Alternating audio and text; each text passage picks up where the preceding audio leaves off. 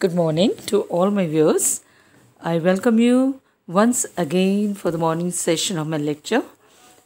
And I hope, children, that you have been preparing with your first part of your Indigo chapter. So today I'm here once again with the second part so that we would be, completing chapter Indigo.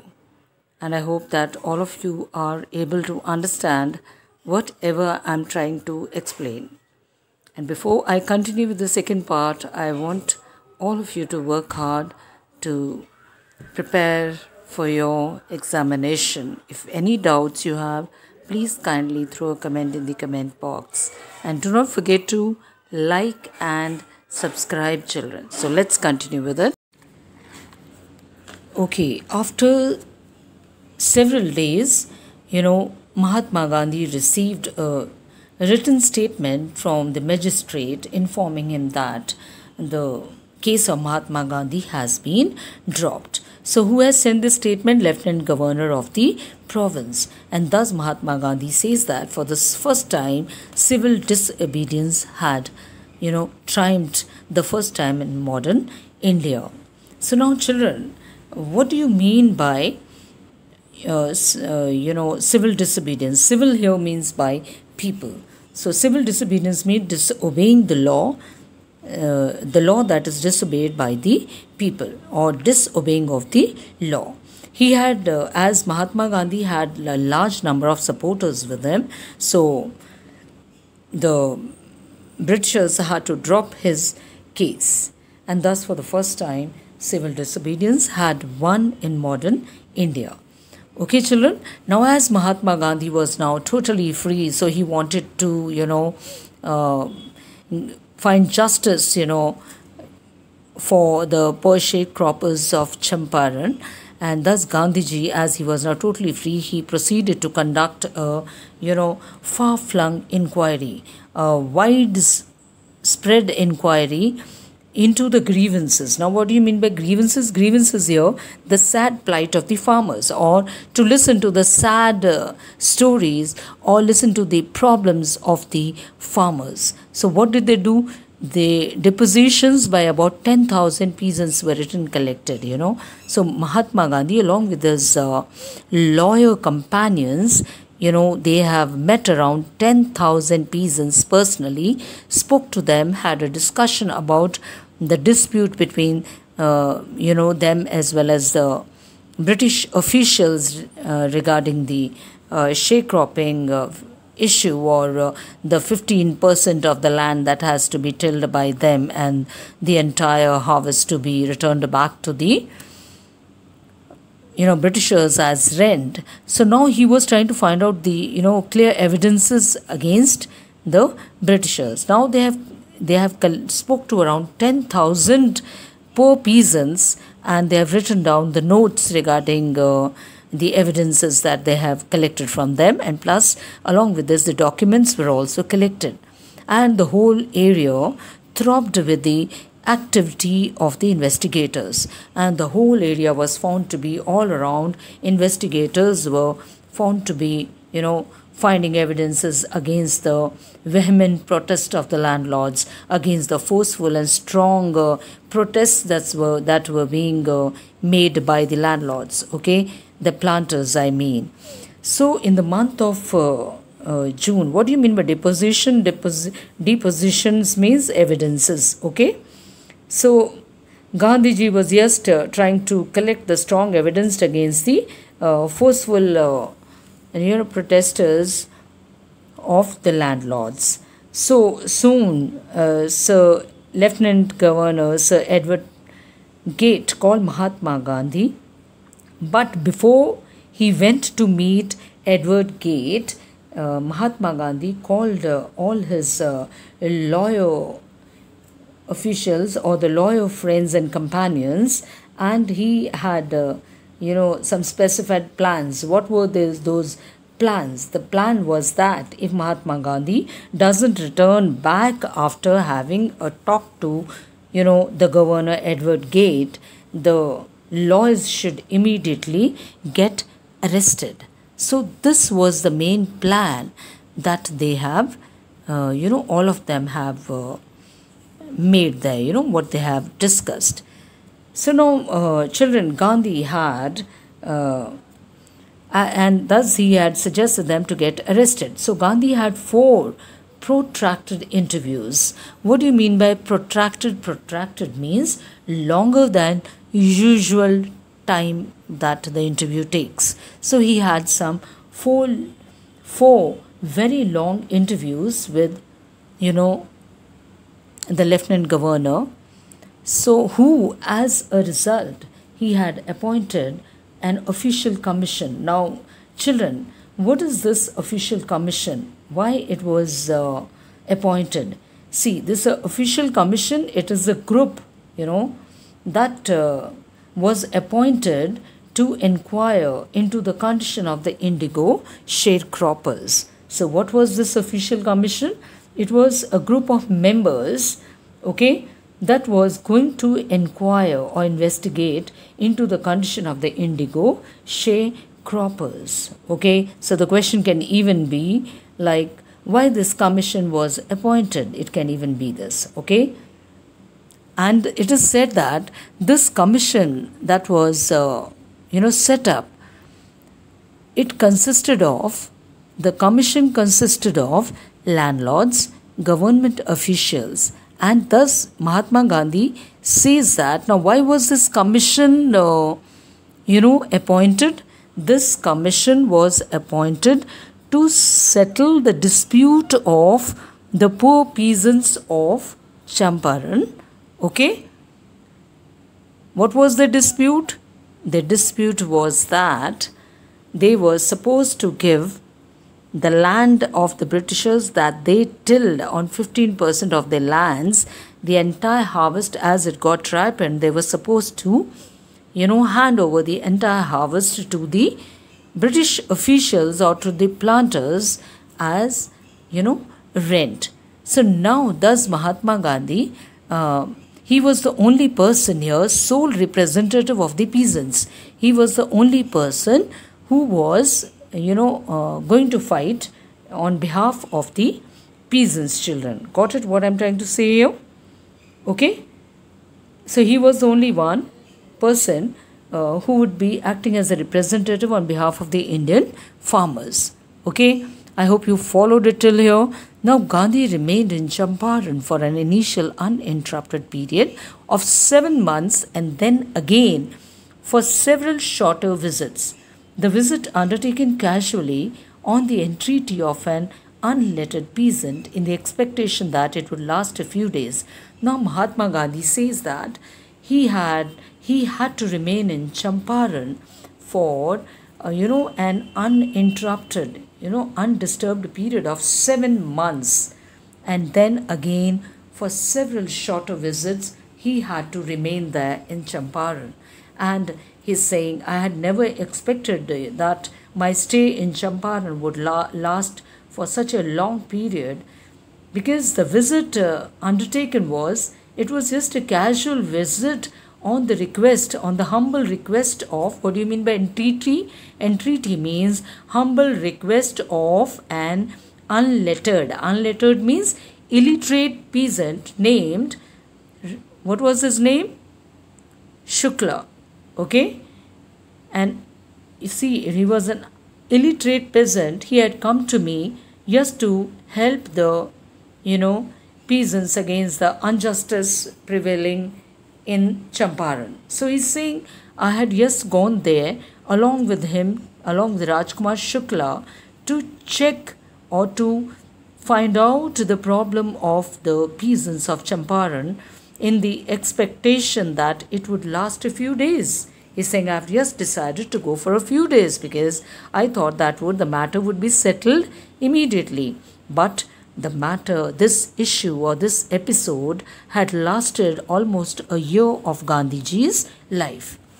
Now, the official inquiry assembled a crushing mountain of evidence against the big planters. Now you know that Mahatma Gandhi, children, had a huge support from the lawyers of Champaran as well as the common man, or the farmers too.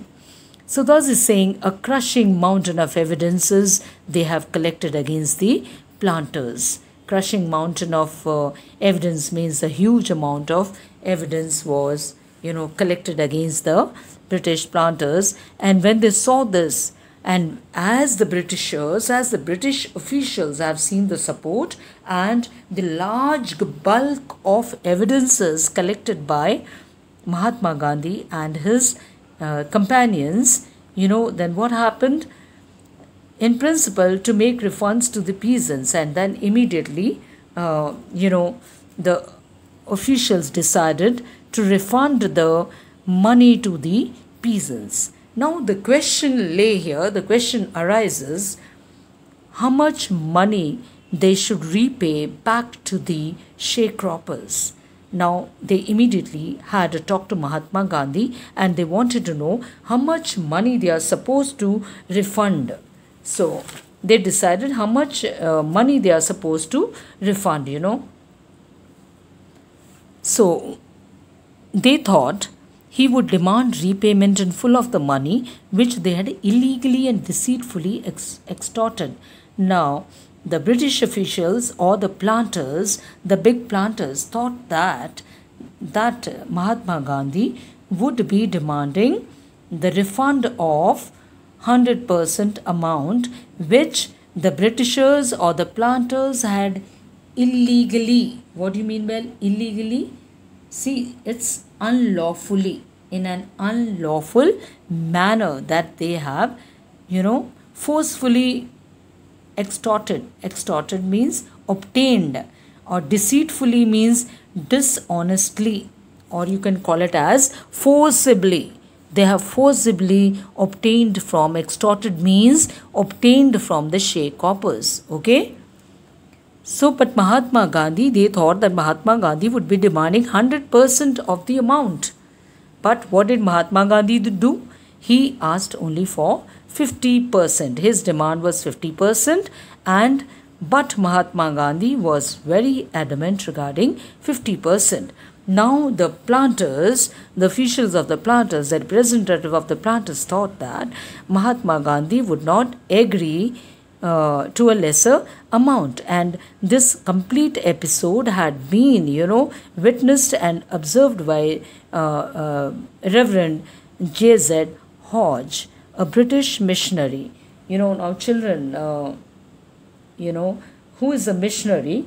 A person who comes to help the common man in solving their problems. So thus, he writes, Reverend J.Z. Hodge, a British missionary in Champaran, writes all this, that what has happened, why Mahatma Gandhiji was adamant in attaining 50% of the amount from the planters, the representatives of the planters, and thus he even says that he had observed the entire episode at close range. He had closely been a witness to this entire episode of Champaran. So now, thinking probably that he would not give way, now these British or the representatives of the planters, now they were very much sure. What they were sure of, that Mahatma Gandhi would probably not give up, he would not give away. So the representatives of the planters, they proclaimed that they are ready to refund 25% of the total amount. And to their amazement, Mr. Gandhi took him at his word. As he said, we are ready to pay 25%, Mahatma Gandhi, without a second thought, he, agreed to, obtain 20% amount from them, thus breaking the deadlock. Okay, thus the deadlock was broken. So now, children, so the Britishers, as they realized that he would not be giving way, so the representative decided to refund 25% amount. Now, to his amazement, Gandhiji immediately agreed to this. Now, children, what is this deadlock?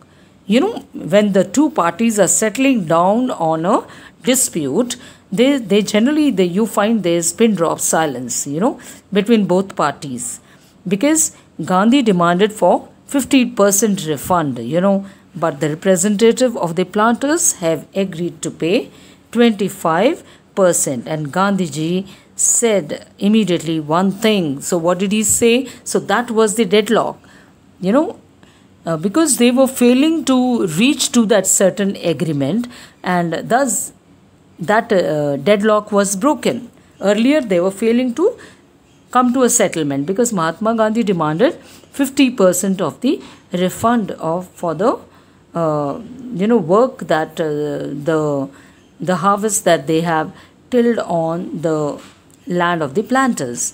Now, thus the deadlock was broken as the representative agreed to refund 25% of the amount, and to his amazement, Mahatma Gandhi immediately agreed to it, which was not at all expected by the British representative. This settlement was adopted unanimously by the commission. So now it is said that how did they come up to the settlement? This was unanimously. All the members of the commission, they have all come up to a conclusion. They have settled down and they have discussed whether they should accept this 25% or no. So this settlement was made unanimously. Unanimously means they have all together, all of them have come up to a conclusion and they have decided to take 25% of the refund. So thus Gandhiji explained that the amount of the refund was less important than the fact that the landlords had been obliged to surrender part of the money. So what did Gandhiji say here? He says one thing, that money was not important to them, but what was most important thing there, that along with a part of the money of 25%, they have also got their part of the prestige of the Britishers surrendered to them. So he says that was more important to them, that along with 25% of the refund that they reverted or that they got back from the planters, along with this they have also got the prestige surrendered to them, and thus this was more important to them than the money, that the Britishers surrendering the part of their prestige to them. So this is how they made them bow low before them. Therefore, as far as the peasants were concerned, the planters had behaved as lords above the law. So what are the poor sharecroppers or the peasants of the Champaran, thinking for the last many years? The poor peasants, have considered the landlords, like the lords above the law. वो अपने आप को कानून से भी बड़े समझते थे. कौन? ये ब्रिटिशर्स. और ये लोग भी, और बेचारे गरीब किसान भी, उन्हें कानून समझते थे कि जो भी वो बोलते थे वो उनके लिए एक वर्ड ऑफ लॉ था. बट नाउ द पीजेंट्स, लेकिन अब इस लड़ाई के बाद अब पीजेंट्स समझ गए हैं, जब उन्होंने उन्हें 25% तक लाकर उन्हें एक्सेप्ट करवा लिया और उनका प्रेस्टीज भी सरेंडर करवा लिया अपने आगे, तो अब इन किसानों को what did these poor peasants have felt here now? Thus all these years the poor peasants have considered them as the word of law. Whatever they have spelled out, or whatever orders they threw, or were passed by the Britishers, they were considered to be above the law to the simple peasants. But now the peasants have understood their rights, and defenders also. Now they have realized that what are their rights, and there are many other defenders or protectors, and how they can protect themselves during certain problems. That means, see here, he learned courage. Who learned courage? He here means the poor peasants. Okay, so the poor peasants, he here refers to the farmers, or who have learned to protect themselves. Thus Gandhiji, from this point onwards, Gandhiji was looked at by the peasants as someone who could protect them at any time whenever they would fall into any sort of problem. So this is the turning point in the life of the poor peasants of Champaran. Okay, events justified Gandhiji's position. So they are saying that though this particular event of Champaran had justified Gandhiji's position. Within a few years, the British planters abandoned. So थोड़े समय के बाद, थोड़े सालों बाद जितने भी British planters के पास उनके एस्टेट्स थे वो सारे एस्टेट्स उन्होंने गिव अप कर दिए, उन्होंने छोड़ दिए एंड उन एस्टेट्स को छोड़कर वो वापस चले गए, विच reverted to the peasants and they were returned back to the peasants. Thus, indigo sharecropping disappeared. So, children, this arrangement of that 20, that 15% tilling of the British land and then handing over the entire harvest to them, that settlement has disappeared, that sharecropping has disappeared from Champaran forever. So, here, children, the Champaran episode ends and the dispute was settled by, the representatives when they have agreed to, return back the 25% of the, amount back to the sharecroppers. So Gandhiji never contented himself with large political or economic solutions. Now it is said that Mahatma Gandhi he was not only contented. He was not happy only with his political or economic solutions only. Okay. Now, what do you mean by political and economic solutions? Political solutions here means that able to find out some solutions regarding the ruling of the parties there, or how he was supposed to rule the people or to guide the people there. And what do you mean by economic? Economic is looking into the, resources that are circulated, in the society. So what do you mean by economic? Looking into the resources that are circulated into the society. So he was not happy only with the political or economic solutions. Rather, he saw the cultural and social backwardness in the Champaran village. So this is new, as he was there for 7 months to in between a year. So he was able to see the, unhygienic conditions prevailing in Champaran district. He saw the cultural and social backwardness. He saw there was backwardness existing in Champaran village, and thus he thought of assisting them or helping them out. He wanted to do something for the welfare of the villages of Champaran. He appealed for teachers. He immediately, requested that some volunteers should come forward to help out Mahatma Gandhi in this particular episode of helping in the cultural and social backwardness of the Champaran village. So Mahadev Desai and Narhari Parekh, two young men who had just joined Gandhi as disciples. Who were these two men? They were Mahatma Gandhi's disciples. So children, Gandhiji was not contented only doing a bit in the political or economic arena, okay? So he wanted to help out even the villages of Champaran in the cultural and social backward, in the upliftment of the cultural and social backwardness also. So what did he do? He immediately appealed that volunteers should come forward to help Mahatma Gandhi in this issue. So Mahadev Desai and Narhari Parekh, they were two young disciples of Mahatma Gandhi. So children, whom do you see? There were two young disciples who have come forward. What do you mean by disciples? They were the followers, okay? What do you mean by disciples? They used to follow Mahatma Gandhi's ideals and principles, okay? And thus they have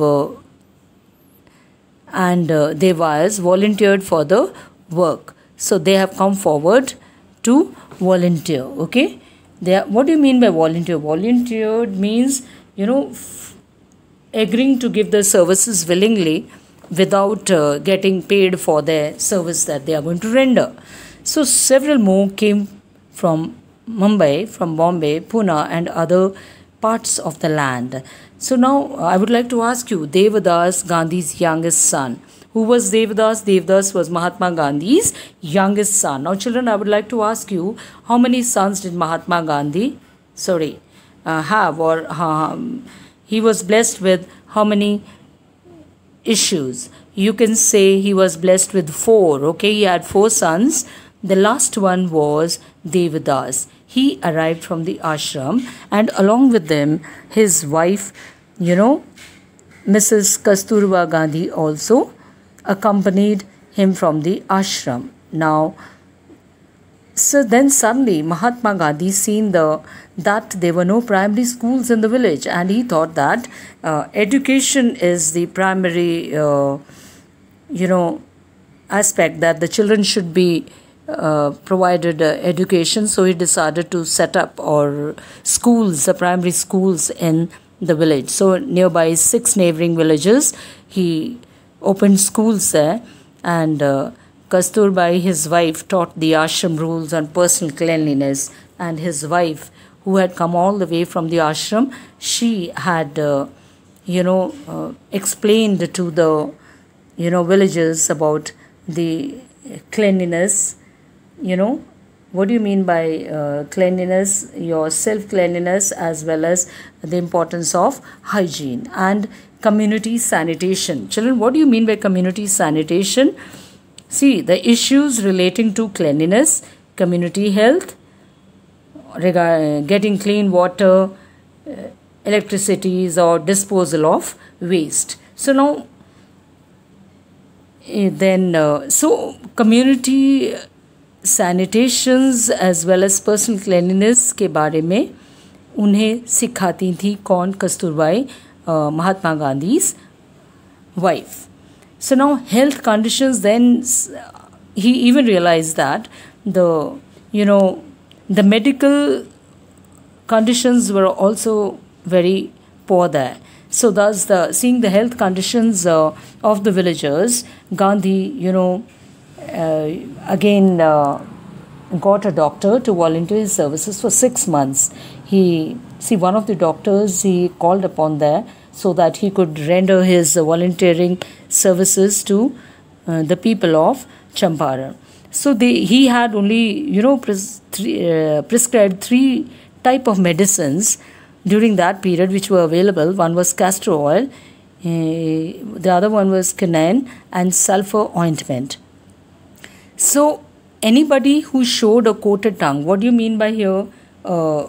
Coated tongue means, what do you mean by it? A tongue with a thick vial, sometimes on the tongue when you don't use a tongue cleaner, a thick white vial, forms on the tongue. So whenever anyone had, like that, anybody with malaria fever, he was given a quinine plus castor oil. And anybody who had, coated tongue means layer of vial formed on the tongue, then he was given a dose of castor oil to clean his tongue with the castor oil. And then when there were skin eruptions on any person's body, okay, he asked them to apply castor oil, Ointment was given along with that, plus the castor oil was given to apply. So Gandhi now noticed that not only the medical or the medical grounds were not improved, but along with this, he had even seen that the conditions of the women in Champaran were very filthy, What do you mean by filthy? They were very dirty, You could not look at them. Uncleaned and unwashed clothes they were wearing. He asked Kasturba Bai to talk to them. Then he called his wife, and he wanted his wife to have a personal talk to the women of the village. Thus, Kasturba Bai one day entered one of the helmets of the Champaran village, and the lady took her inside. One of the women of the village took Kasturba Bai inside her hut, and look, she said, there is no box or cupboard here. She's saying, I'm having only the stone sari that I have on my body to wrap, and other than that, we don't have any box or any cupboard to place extra clothing into it. The sari I'm wearing is the only one. So, what does this reflect? This reflects that the condition of the village was, very poor. So, during his long stay in Champaran, Gandhi kept a long distance watch on the ashram. See, now Gandhiji had been observing the conditions prevailing in his own ashram too. He sent regular instructions by mail, and whenever he needed any financial helps or he wanted to inquire about the financial accounts in his ashram, so he mailed to them. Once he had even, written to the residents that now it was high time to fill the old latrine trenches. What do you mean by trenches? They are the deep dug holes, where the villagers generally went,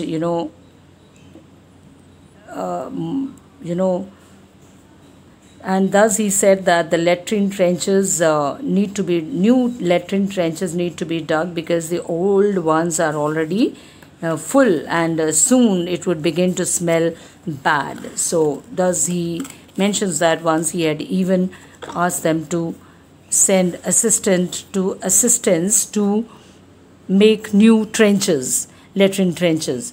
Now it is said that though the Champaran incident was a turning point in Gandhi's life,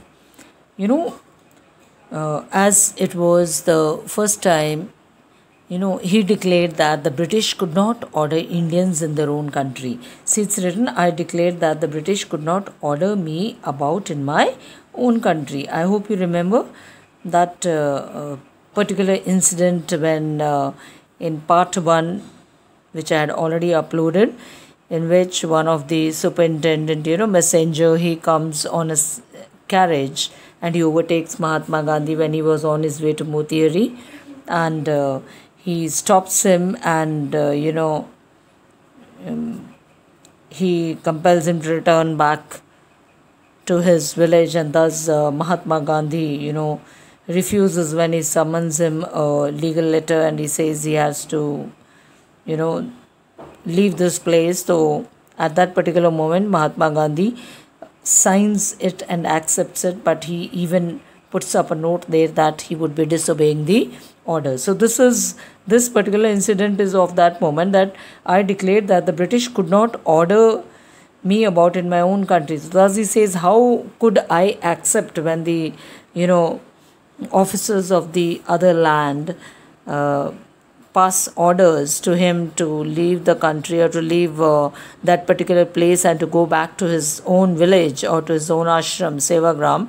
So he says, I could not obey that because I'm a resident of my, he is a resident of his own country, and how he can leave that particular, village, Champaran, and go away to his own village, because he had come there to help out the sharecroppers who were suffering in the hands of the, planters, the planters there, the Britishers, I mean to say. Then Mahatma Gandhi declares that, but Champaran did not begin, So he says it did not, this particular act, the Champaran act episode, it did not begin as an act of disobedience. Okay, defiance means what? He says, but Champaran did not begin as an act of defiance. Defiance means to disagree, to do something. He's saying this has not begun just for the reason that I had refused to return back to my village when the messenger or when the that messenger had asked me to return back. It's not that the Champaran episode is not due to that particular reason that I have disagreed to leave that place, but rather it is not an act of disobedience. Defiance means disobedience. Rather, it was an attempt to help the poor peasants. He's saying, but why did I come there? I have come there to help out the distressed large number of poor peasants. See here. It grew out of an attempt to alleviate the distress. Alleviate means to decrease or to lessen the problem. Lessen. Lessen the existing problem. You know that the hardships. Distress means the hardship of the poor peasants of Champaran. Got it, children? I hope you understood what I am trying to say here. So this was only an attempt to help the poor peasants, So thus he says that this was the typical Gandhi pattern. Now what do you mean by Gandhi pattern? Gandhi pattern means this was Mahatma Gandhi's working pattern, or political pattern means that is his working pattern. Okay? That means Gandhiji's politics is always closely intertwined. The politics was intertwined with the practical day-to-day problems of the millions. So thus he says that Mahatma Gandhi's politics is always closely knitted with the day-to-day problems of the common man. So this was his loyalty to human beings. So what did he say? This was his loyalty to human beings, because he generally took over the problems of millions of the common people who were facing various types of problem. So thus he says, next I would love to read here, and I want you all to please understand this complete paragraph is very important, children. There can be few questions from here, so you should remember this. Okay? So next is, his was not a loyalty to abstractions. It was a loyalty to living human beings. Now, his was not a loyalty to abstractions. What do you mean by this? What do you mean by this? It means that he did not want to loyally create an ideal land with ideal, solution. Okay? Ideal solution, because this is not possible, especially when the country does not have freedom. Okay? This is not possible because the country is not having that freedom. So how can you, make everybody move as per your directions? So you cannot do that. So thus he says he did not want to loyally create an ideal land with ideal solutions, as it is not possible. Okay, so especially in a country where the country does not have its own freedom. So thus he says that in everything, Gandhi did, moreover, he tried to mold a new free India. So what he says that whatever he did, so what was it? It was a loyalty to living human beings. What did he say? It was a loyalty to human beings, mean this was his loyalty towards the human beings, because he had come all the way from Sevagram along with Rajkumar Shukla to help out the poor peasants, okay, who were maltreated by the planters, indigo planters, okay. So thus he says in everything Gandhi did, moreover, he tried to mold a new free Indian who could stand on his own feet and thus make India free. So what is he saying here? Gandhi's endeavor was to make a self-reliant free India. Okay? What was his main aim behind this? He wanted to, make a self-reliant free India. So what is he saying here? In everything Gandhi did, moreover, he tried to mold a new free Indian. So he wanted to change the common man, and he wanted to find problems. For that, he wanted to empower the common man, so that, why? That, he can extend himself in making India free, so that he can stand on his feet जिसको भी power देंगे वो अपने कदमों पे खड़े हो पाएगा. He would be able to become self-reliant, and thus he could contribute. He could contribute himself. He could extend himself, to a certain extent, for what? Making India free. Got it, children? I hope you have understood this. So then further he adds that early in the Champaran action, Charles Freer Andrews, the English pacifist, who is known as a pacifist, one who believes in peace, Peace, okay, who had become a devoted follower of Mahatma Gandhi. So Charles Andrews, Freer Andrews, he was again a follower of Mahatma Gandhi. So thus, before going to the Fiji lands, Charles Andrew had come to bid farewell to Mahatma Gandhi before going on a tour of duty to the Fiji Islands. So Gandhiji's lawyer friends thought it would be a good idea for Andrews to stay in Champaran and help them.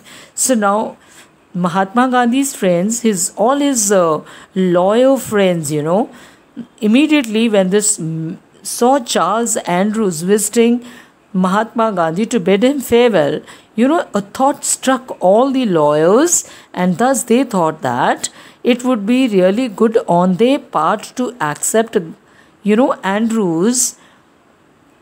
See, it would be a good idea for Andrews to stay in Champaran and help them out. So Andrews was willing, but Andrews was very well ready to stay back, at Champaran and help out the Indians. But Mahatma Gandhi did not agree to such a proposal of his lawyer companions. But Gandhi was vehemently opposed. Now, what do you mean by Gandhi was vehemently opposed? Means he strongly opposed this suggestion of his friends, because Gandhiji believed in just, J-U-S-T, okay, in truth. So he said, you think that in this unequal fight, it would be helpful if we have an English on our side? So immediately Mahatma Gandhi, he addressed his companions and he told them, see, in this unequal fight, do you think it would be really helpful to us to take an Englishman to, fight for our rights with the other Englishmen? This shows the weakness of your heart. So thus he says that if you are planning to take the help of this white man to fight against another white man, so this reflects that you people are very weak in heart. That means you are depending on others. You need to fight your battle yourselves. So the cause is just and you must rely upon yourself. So Mahatma Gandhi said that the cause is fair. It's fair enough. Just means fair enough, and thus you must have faith on yourself. You must rely. You should become self-reliant. You should not try to depend upon others. Rather, you should try to, fight your own battle. So, listening to, Mahatma Gandhi's words, here, this is the point when they learned to become more courageous, everybody, the peasants as well as the lawyers. So he said, you should not seek a prop. So what did Mahatma Gandhi tell? That you should not, take the support. Prop means support of Mr. Andrews because he happens to be an Englishman. So what did Mahatma Gandhi say? So it is, you better rely upon yourself, because one's own strength you should rely upon. So what is self-reliance here? Self-reliance means relying upon one's own self. So what did Mahatma Gandhi teach them? To become self-reliant rather than depending upon others. He advised them that they should try to fight the battle themselves rather than depending upon Andrews, who is also an Englishman. How do you expect one Englishman to fight against the other Englishman? So he had read our minds. So thus, Rajendra Prasad said that they had no reply to Mahatma Gandhi's, response, or whatever reply he had given them for taking Andrews on their side. So Rajendra Prasad says that they all had no reply, they had no response, they could not give response to Mahatma Gandhi when he said this. So he felt that, Dr. Rajendra Prasad felt that Mahatma Gandhi had already read the minds of the, all the lawyers who were his, companions.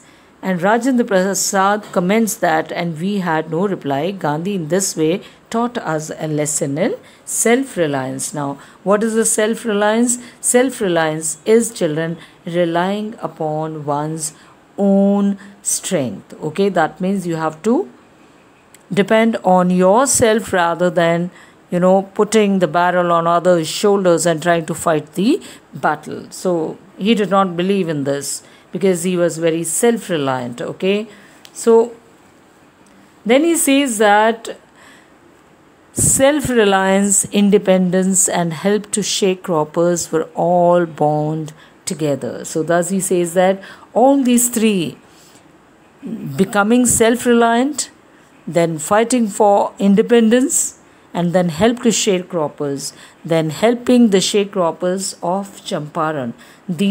All these three aspects, they were all related to one another. So thus he says that this is how Gandhiji taught the poor peasants, to fight against unjust and to become self-reliant. And thus this battle of Champaran, was the battle, this issue, the dispute that, occurred between the Britishers as well as the, peasants. It was settled with the help of this great leader, who had come there to help them with his own principles of non-violence. Then it is said that this chapter is emphasizing, on an effective leadership that can solve any problem. So thus, in this way, this dispute of Champaran was,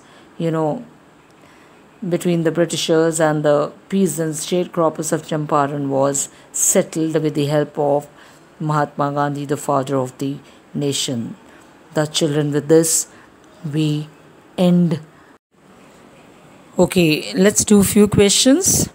Why did Gandhiji stay on in Champaran even after the sharecroppers' problem was solved? Having won the peasants' battle against the English landlords, Gandhiji got busy with the cultural and social upliftment of the poor and backward villages of Champaran, children. Illiteracy, insanitation and ill health needed to be fought against. So therefore Gandhiji stayed on in Champaran even after the sharecroppers' problem was settled. Okay. How did Gandhiji keep a distant watch on the ashram? While he was busy in his mission of uplifting the poor and the backward villages of Champaran, Gandhiji kept a long distance watch on the ashram. He sent regular instructions by mail and asked for financial accounts. He also gave specific instructions regarding individual problems. For example, he ordered the digging of new latrine trenches and filling up of the old ones, lest if they would not do that, it would begin to smell bad. Okay, why did Gandhiji object to, C.F. Andrews' stay in Champaran? Gandhiji vehemently opposed the lawyers' move to, enlist Charles Andrews' help because he was an Englishman, saying that this move would reveal that the lawyers were weak and could not win their battle without the support of people like Andrews. So thus Mahatma Gandhi, rejected the proposal of his lawyer companions. Moreover, this would also prevent them from being self-reliant. So he said that if we take the help of the Englishman, we would not be able to become self-reliant. So we have to learn to become self-reliant. Thus, Rajendra Prasad felt that Mahatma Gandhi taught them the lesson of becoming courageous as well as becoming self-reliant. Now, what was the dispute between the landlords and the Champaran peasants? I hope children, this chapter is very clear now. What role Gandhiji played in resolving this dispute? You know that Mahatma Gandhi had played a very important role. So let me discuss few points of this particular question. See, when the news of the synthetic indigo reached the ears of the peasants, they were able to see through the manipulative game of the British landlords. Now, realizing that they had extorted a compensation illegally from them and deceitfully, the peasant demanded the money back. So, the landlords tried to, silence the peasants with their power. It was at this point of time that Mahatma Gandhi arrived in Champaran, and the main in-depth study of the Champaran episode laid bare the injustice of the Britishers. Gandhiji's thorough investigations, documentation and collection of evidences became a cause of concern for the authorities. Then Edward Gate, the Lieutenant Governor of Bihar, called Mahatma Gandhi, and after 4 long interviews with him, constituted a commission. Then they set up a commission of inquiry which consisted of the landlords, government officials, and Gandhiji was only a single representative who fought on behalf for the peasants. So Gandhiji's diligent collection of documents and evidence made them agree in principle to refund the money. Thus the landlords expected that Gandhiji would demand full payment of the money, but to their surprise, Mahatma Gandhi demanded just 50% of the amount. And after some deliberations, it was settled that the representative of the planters decided to refund 25% of the amount, and Gandhiji, without having a second thought, immediately accepted the settlement because he did not want a deadlock between the landlords and the farmers.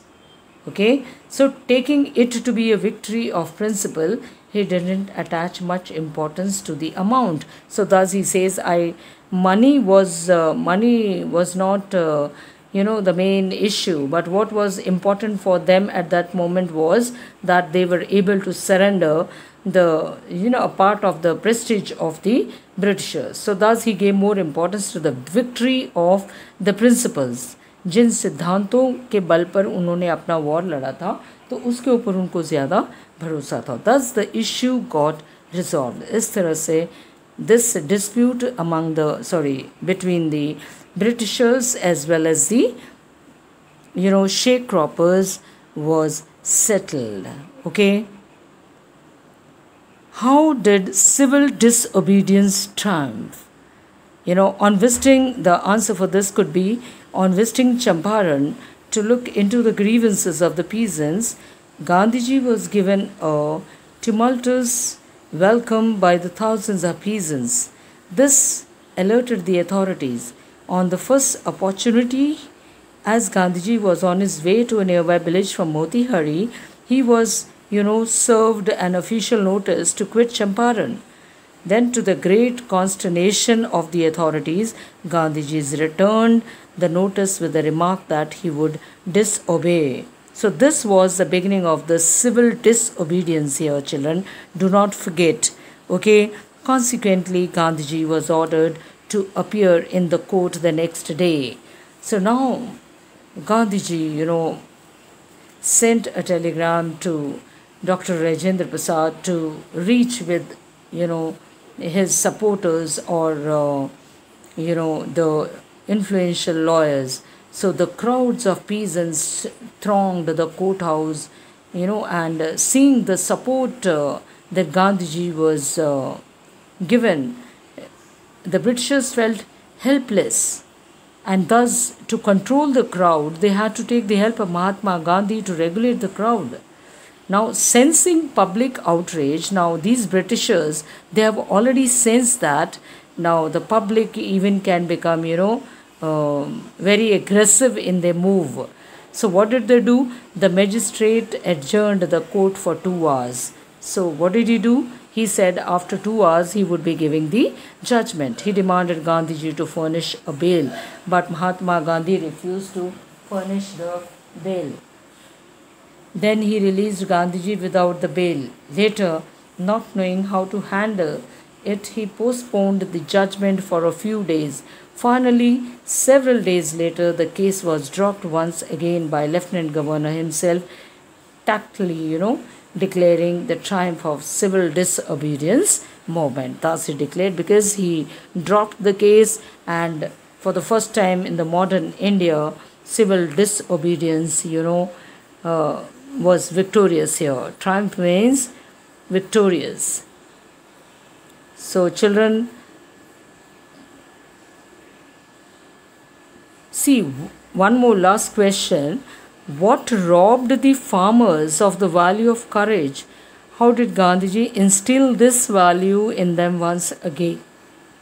The unfair treatment meted out to the Indian farmers, children, by the British landlords oppressed them beyond, description, as you all know. So the unjust system made them suffer helplessly in want and poverty. They silently bore the miseries and surrendered the fruit of their labor to the landlords.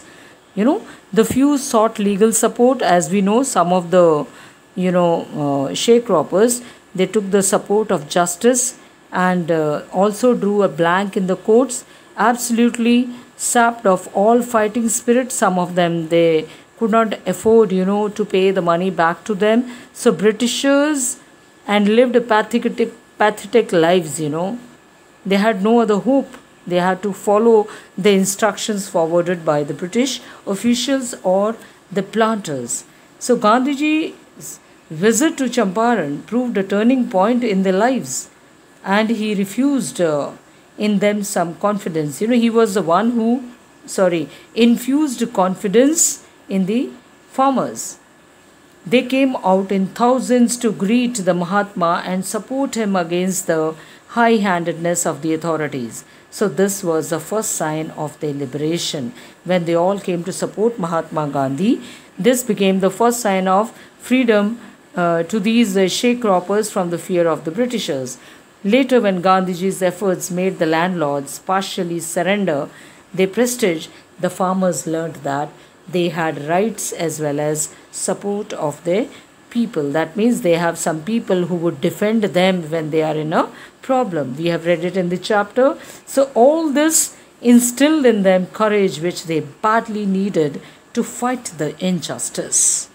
So these are few questions, children, and whether they are the lengthy ones or the short answers, 30 words, I want all of you to please read the chapter thoroughly, twice or thrice. Try to understand every context, every vocabulary, so that you may not, lose any of your marks if any question is given from this particular chapter. So with this, I would love to end my, discussion of the questions.